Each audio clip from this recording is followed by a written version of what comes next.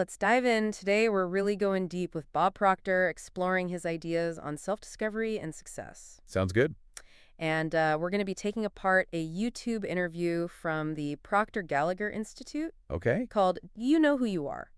And, watching this, it's amazing how much wisdom he packed into this one conversation. Absolutely. Bob Proctor, as I'm sure you know, was a giant in the personal development world. Right. His work really boils down to, I think, one core belief, Okay. and that is true success starts with understanding yourself. So it's not about chasing external achievements. It's about looking inward first. Exactly. Proctor often talked about this Okay. story, I guess you could say, Yeah.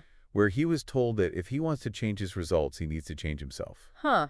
Interesting. It's kind of a Simple. simple idea, Yeah. but incredibly profound. Right. If you're not happy with where you are in life, Yeah. maybe it's time to take a closer look at who you are being. That's really interesting. Yeah, because it's easy to blame external factors for our circumstances. But what if, like, the key to unlocking a better life is actually within us? Yeah, and that's what Proctor dedicated his life to teaching. Wow. He even suggested that most of us Yeah. don't really know ourselves beyond superficial labels, like our name Oh, or okay. our job title. So we know the what about ourselves, but not the who. Yes, Proctor distinguishes between Okay. our name, our body, and our true self. Right. And we say, my body or my name, almost as if they're possessions, Yeah. separate from our core being. Okay. And he uses that to illustrate how we often distance ourselves from who we truly are. That's a really interesting perspective. Makes you think about what it really means to know yourself. Yeah, and it goes even deeper than that. Okay. He talks about 3 planes of existence: Okay. the spiritual, the intellectual, and the physical. Right. And his theory is that most people are so focused on the physical world that they neglect the other 2, which hold the key to deeper self-understanding. That's a lot to unpack. I mean, I get the physical world. It's, all around us. Yeah. But how does that relate to the spiritual and intellectual planes? And what does it mean to be, like locked in one plane versus another? Well, think about it this way. Okay. The spiritual plane is about connecting to something bigger than yourself. Right. Your purpose, your values. Okay. The intellectual plane is about expanding your mind, Got it. constantly learning and challenging your beliefs. Okay. When Proctor talks about being locked in the physical, he's referring to a mindset that prioritizes material possessions, external validation, and immediate gratification over inner growth and fulfillment. So someone who's constantly chasing, the next promotion, the bigger house, the fancy car, but maybe doesn't stop to ask themselves why they're doing it. Or if it truly aligns with their values, might be considered locked in the physical plane. Exactly. And that's where the barriers to success come in. Okay, tell me more. Proctor believed that 2 major things hold us back. Okay. Our conditioning and our environment. So the old nature versus nurture debate. Kind of, but Proctor was more interested in how these 2 forces shape our beliefs about what's possible for us. Okay. He often said that we're conditioned from a young age to believe in limitations. Yeah. Like, think about how easily kids can learn multiple languages. Oh, for sure. Their minds are wide open to possibilities. But somewhere along the way, we start internalizing those. You can't do that's messages and limit ourselves. Exactly. And then there's our environment. Okay. Proctor pointed out that we are heavily influenced by the people around us. Makes sense. If everyone in your circle is settling for a mediocre life, you're more likely to do the same. Yeah. Even if you have bigger aspirations deep down. He actually throws out a pretty startling statistic. Yeah. 95% of people ends up not living the way they desire. That's huge. So are you saying that fitting in could actually be preventing us from achieving true success? That's the question Proctor wants us to ask ourselves. Wow. He encourages us to embrace our individuality and be willing to stand out from the crowd, even if it means making waves. Yeah, that can be a scary thought. Most of us are conditioned to seek approval and avoid, rocking the boat. Right? It takes a lot of courage to break free from that. It does. But remember, Proctor's definition of success isn't about fitting in. Okay. It's about aligning your life with your own unique purpose and aspirations. So how do we define success then? Like, what is it? He loved quoting Earl Nightingale, who said, "Success is the progressive realization of a worthy ideal." Okay, that makes a lot of sense. Yeah. It's not about reaching a specific destination. Right. It's about constantly growing and evolving towards something that truly matters to you. Exactly. So how do we actually do that? What are the steps to achieving this kind of success? Well, according to Proctor, it all starts with clearly defining your goal. So no more vague, I want to be happy kind of goals. Right. He uses money as an example. Okay. If your goal is financial abundance, don't just say, I want more money. Right. Be specific. Okay. Write down the exact amount you want to earn. Make it tangible. Make it tangible. Okay, that's a concrete step. What's next? Once you have a clear goal, Proctor says to shift your focus from why not to how. Okay. Instead of dwelling on all the reasons why you can't achieve it, direct your energy towards figuring out how you can. So it's about becoming a problem solver. Yes. Not a problem dweller. Exactly. And if you get stuck, Proctor recommends seeking guidance from experts who have already achieved what you desire. So instead of asking your broke friend for financial advice, maybe find someone who's actually built wealth. Yeah. And learn from their experience. Exactly. Proctor was a huge advocate for continuous learning. Okay. He even mentioned that he read Think and Grow Rich for 23 years straight. Wow, 23 years, that's dedication. Yeah. But it also shows that learning isn't a one-time thing. Right. It's a lifelong journey. Absolutely. And that's a perfect segue into Proctor's views on education. Okay. He believed that true education is about drawing out from within. Okay. Not just filling your head with facts. Right. It's about tapping into your potential, not accepting limitations imposed by things like IQ tests. Yeah, it's like we all have this incredible potential waiting to be unlocked, but sometimes we need guidance and encouragement to tap into it. And that's where attitude comes in. Okay. Proctor believed that our thoughts have a powerful influence on our reality. Okay, but how do we actually change our thinking, especially if we've been surrounded by negativity or have developed, some pretty ingrained patterns of negative self-talk? Proctor believed in the law of polarity. Okay. The idea that everything has its opposite. We can choose to focus on the positive or the negative aspects of any situation. So it's like choosing to see the glass half full instead of half empty. It's more than just a saying, it's a deliberate shift in perspective. Okay. Proctor gave this great example. Yeah. Imagine your car breaks down on the way to a meeting. Most people get, stressed. Oh, yeah. Frustrated. For sure. Right?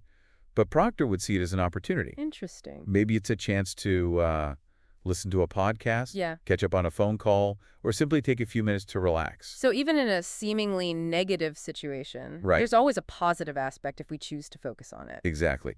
And consciously rejecting negative thoughts is key. Okay. We can choose what we allow into our minds. He's not saying we should ignore problems or pretend everything is perfect, right? Of course not. It's about consciously focusing on solutions and possibilities rather than getting bogged down in negativity. Okay.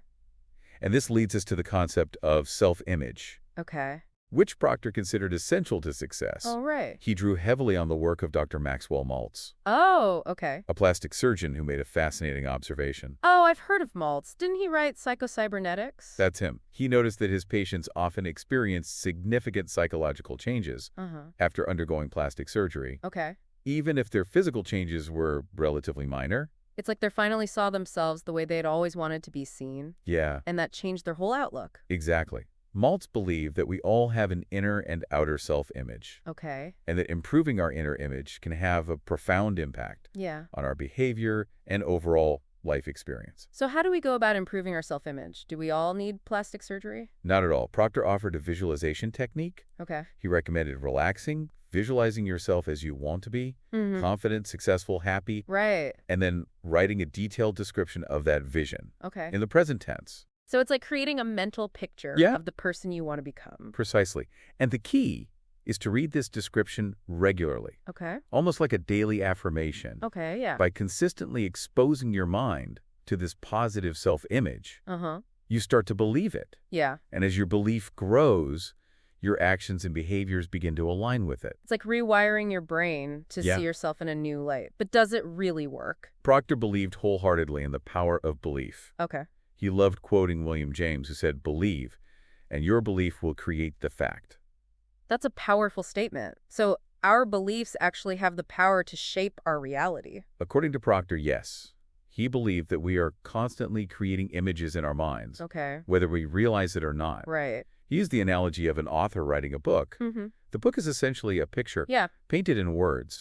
And just as an artist visualizes their painting before putting brush to canvas, we can visualize our desired reality and then take action to make it happen. Exactly.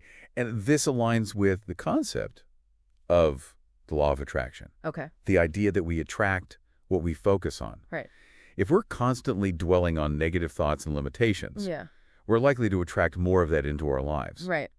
But if we shift our focus to possibilities, to the positive outcomes we desire, we open ourselves up to new opportunities. So it's not just about positive thinking. Right. It's about understanding the connection between our thoughts, our beliefs, and our actions, and using that knowledge to create the reality we want. Absolutely. And Proctor believes we have far more control over our thoughts and beliefs than we realize. Okay.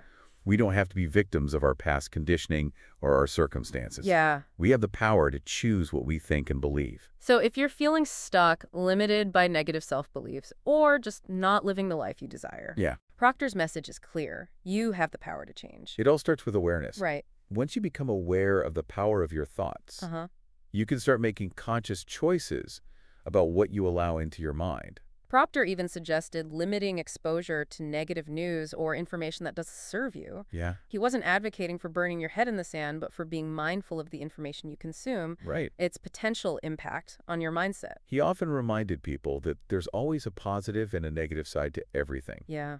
And we have a power to choose which side we focus on. Interesting. This even applies to opportunities. What do you mean by that?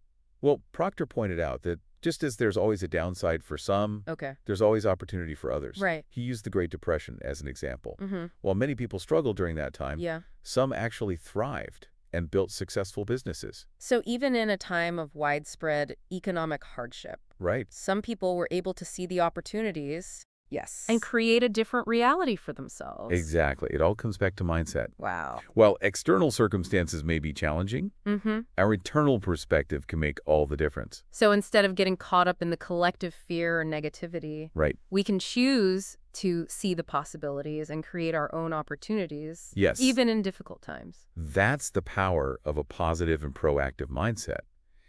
And that brings us back to consciously cultivating a positive self-image. Okay. Remember that visualization technique Proctor recommended? The one where you visualize yourself as you want to be and write it all down. Yes. It's like creating a blueprint for the person you want to become. Right.